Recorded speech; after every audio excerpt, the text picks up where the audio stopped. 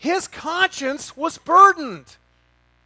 He was right for him. That totally thrust him back. It's a stumbling block for him. Just like when Christians in Paul's day, who were converted from being Gentiles, who worshiped in pagan temples and offered meat sacrifice to idols, they can't buy a New York strip in Corinth anymore. It bothers them. It's too close to where they've come from. So I was guilty of despising him without understanding why his conscience was burdened. Do you see how we're both right and we're both wrong? Have a little bit of humility and a little bit of empathy when you deal with people who don't see things the same way that you see them. Another recent example, Gabe mentioned that we've hired Andrew Adams as our worship director. In the process of the search process, we encountered a lot of different candidates.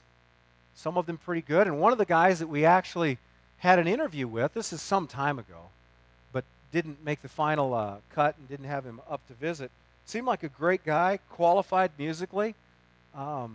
We even had an on-the-phone interview, and then Gabe sent Paul Hansen and I an email. He says, you might want to check out this guy's MySpace page before you have him up.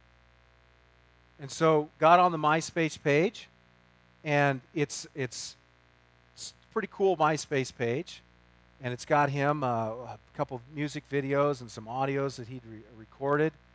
And then there's his friends list, and I'd never clicked his friends list. So I clicked the friends list, and I was thrust back.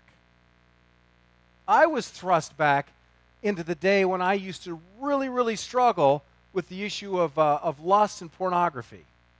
He didn't have porn on his website, by the way, but he used his MySpace page as a tool for outreach. He used his musical gifts and his skills as an artist to reach out to people that are not part of the Christian community, who are not going to come to his church and worship, but they do listen to his music. And so if you're at all familiar, I'm kind of new to this technology, but the whole MySpace, Facebook world, you can get 1 million friends that you never met.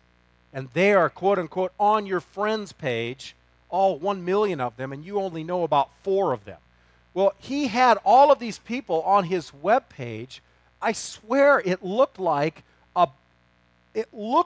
page after page after page of stripper ads. And he didn't choose the pictures that these women put on his MySpace page. They chose them, but he allowed them to be posted, and they were all like,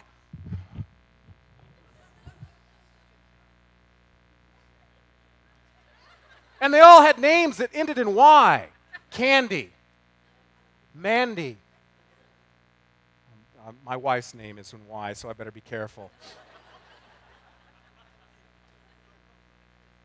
And it wasn't pornographic in the sense that there was nudity, but tape across your nipples doesn't constitute clothing. Thongs don't constitute clothing. It was so provocative that my heart rate went up, my blood pressure elevated, and I called my wife immediately. That's not a joke. I did.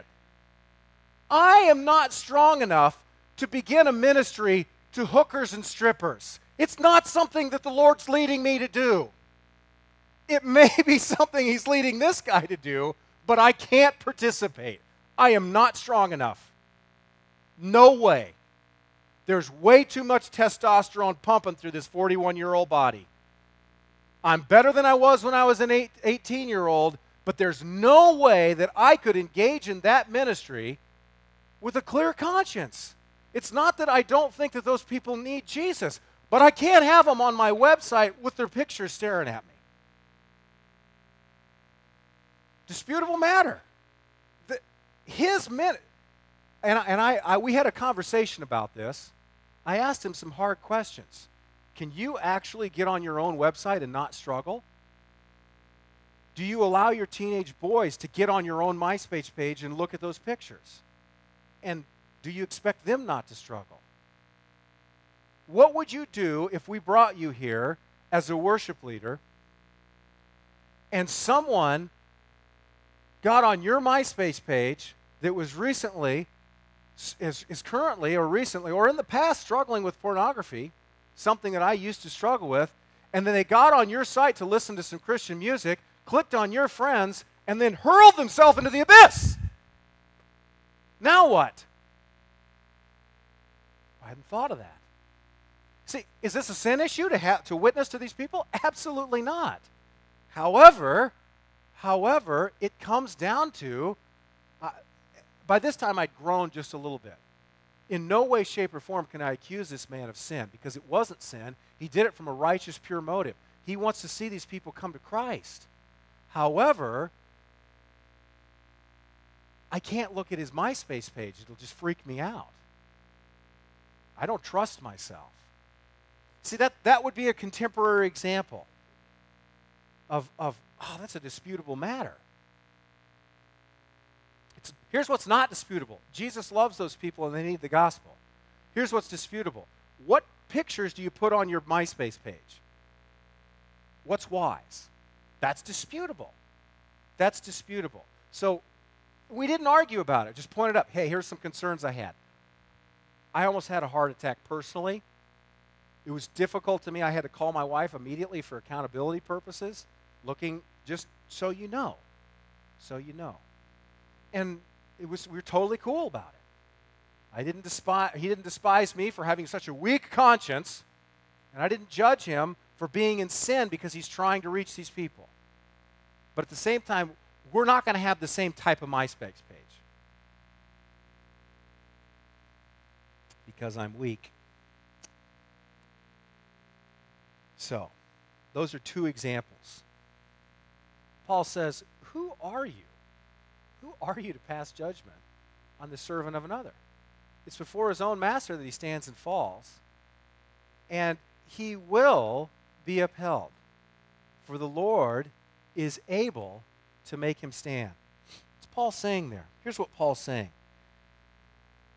You live for an audience of one. That's what it means. That's what Romans 12:1 means. Therefore, in view of God's mercy, offer yourself as a living sacrifice, holy and pleasing to God. Who do you offer yourself to? Whom? God. Why? Because of the gospel.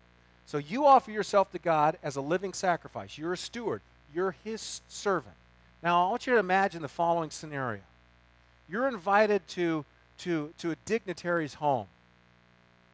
And this dignitary invites you for dinner, and you're very honored, and you come in and you sit down, and as you're conversing with the master of the home, his butler comes in. Jeeves comes in, but he's not dressed in a tux.